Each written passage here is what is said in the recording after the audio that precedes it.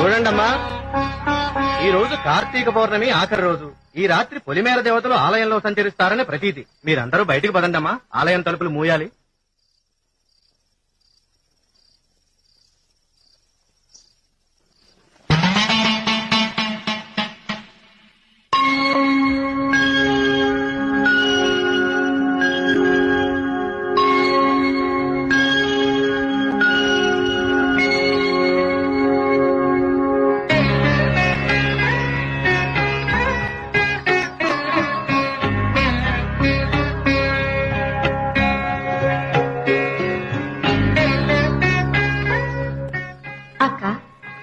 చక్కని దీపాలతో కోవెలకు ముగ్గులు దిద్దిన ఇల్లాలు పుణ్యవతి కదూ.